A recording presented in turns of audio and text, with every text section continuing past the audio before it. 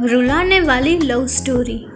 नम आंखें लिए एक नई कंपनी के ऑफिस में शहर के सबसे बड़े बिजनेसमैन का लड़का शहर की लड़कियां मरती थी।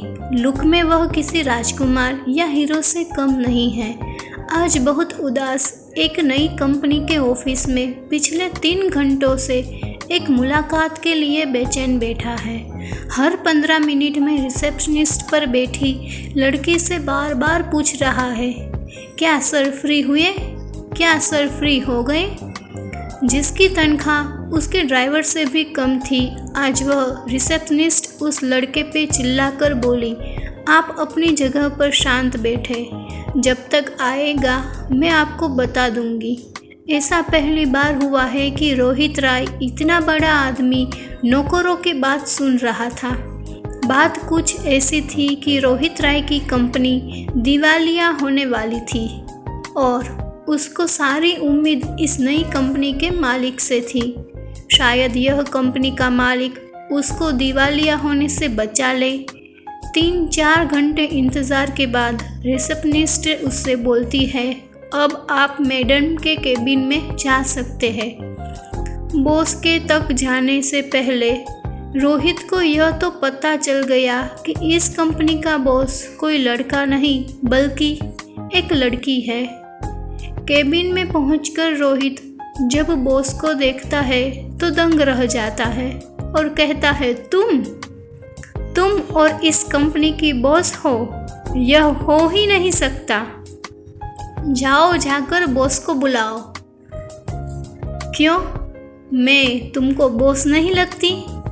और अगर ऐसा है तो तुम जा सकते हो। नहीं, मैं तो बस पूछ रहा था।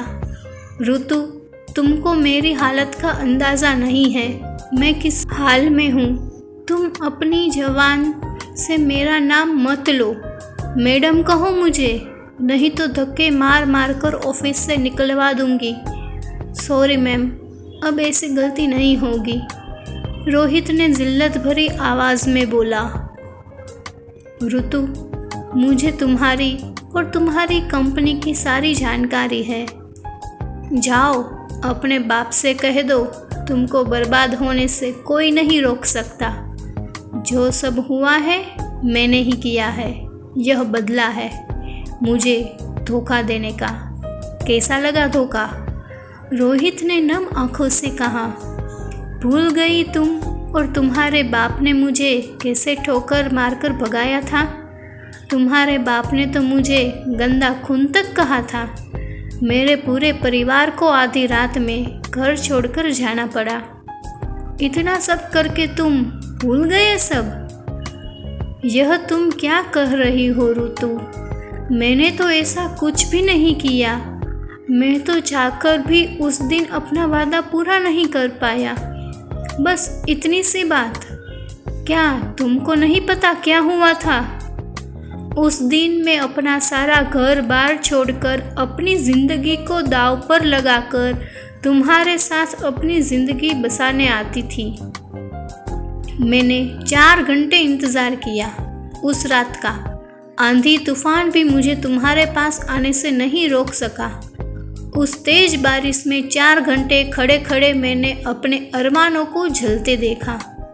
तुम्हारे बाप ने धमकी दी, अगर मैं यह शहर छोड़कर नहीं गई तो मेरी छोटी बहन की मुंह दिखाने के काबिल नहीं रहेगी। तुम्हारा बाप 20 लोगों के साथ मेरे घर पर आया और मेरा घर जला कर गया और तुमको कुछ भी नहीं पता। कैसे मैं आधी रात को अपने परिवार के साथ शहर छोड़कर भागी। कैसे मेहनत मजदूरी कर कर मैंने अपने परिवार को पाला, छोटी बहन को पढ़ाया। तुम्हें कुछ भी नहीं मालूम? तुम्हें कैसे मालूम होगा? तुम तो अपने महल में आराम से सो रहे होंगे। तुम तो सबसे रईस बाप की औलाद, जिसको गंदी लड़की से प्यार हो गया था। यह क्या कह रही हो तुम? तुम्हारे साथ सच में ये सब हुआ है तो आज से मैं अपने बाप की शक्ल तक नहीं देखूंगा। उस रात मेरे साथ क्या हुआ क्या तुमको नहीं पता? जब मैं तुमसे मिलने आ रहा था तब मेरे पिता ने मुझे मेरी मरी हुई माँ की कसम देकर रोक दिया। मैं चाहकर भी उस दिन तुमसे मिलने नहीं आ पाया। तुमको पता है, आज तक मैंने अपने पिता से बात नहीं की। तुमको मालूम नहीं मैंने कितनी कोशिशें की तुमको ढूंढने की, कितनी बार मैंने अखबारों में छपवाया। तुमने तो पढ़ा होगा। रोहित इंटरनेट से कुछ पेपर की कटिंग निकालकर ऋतु को दिखाता है। यह सब एक देखकर ऋतु के पैरों तले जमीन निकल जाती है, क्योंकि गुस्से में जिस आदमी को अपना सबसे बड़ा दुश्मन समझ रही थी और यह सोचकर उसने पिछले 10 साल गुजारे कि रोहित ने उसको धोखा दिया, आज वह गुस्सा यह सच समझ नहीं पा रहा था। दोनों एक दूसरे से लिपटकर जोर जोर से रोने लगे और दोनों अपने अतीत को याद करने लगे। दोनों की आंखों से आंसू नहीं रुक रहे थे। 10 साल पहले ऋतु रोहित के ऑफिस में काम करने के लिए आई थी। बिजनेस में बहुत होशियार एक सीधी सी लड़की, जिसको अपने मालिक के लड़के से प्यार हो जाता है। रोहित भी ऋतु से बहुत प्यार करता है। दोनों एक दूसरे से शादी करने के लिए राजी हो जाते, पर यह बात रोहित के पिता को पता चल जाती है। रोहित और ऋतु दोनों भागकर शादी करने की तैयारी कर लेते। उस रात रोहित के पिता उसको घर पर रोक लेते हैं। ऋतु के घर में आग लगाकर उसको शहर छोड़ने पर मजबूर कर देते हैं। दूसरे शहर में दर दर की ठोकर खाकर बड़ी हुई ऋतु आज एक बड़ी कंपनी की मालिक बन जाती है। वह रोहित की कंपनी को जब चाहे तब मसल कर रख सकती है। इसी बात का बदला लेने के लिए ऋतु वापस उस शहर आई थी, पर जब उसको रोहित के प्यार और सच्चाई का पता चला तो वह उसके गले लगकर रोने लगी। रोहित ऋतु को लेकर गुस्से में अपने घर जाता है और चिल्लाकर अपने पिता को बताता है और कहता है, देखो तुमने क्या किया। रोहित के पिता की आंखों में भी आंसू आ जाते हैं। इतने दिनों बाद रोहित ने उनसे बात की, गुस्से में ही की।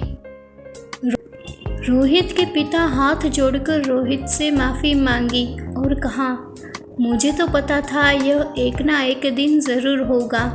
मैंने बहुत बड़ी गलती की है।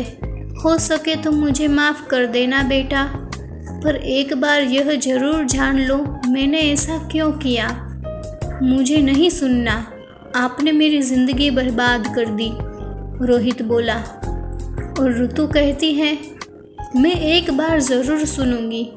आखिर मेरे घर जलाने की क्या वजह है। रोते हुए रोहित के पिता बोले, तुमको पता है तुम्हारी माँ और मेरी लव मैरिज थी।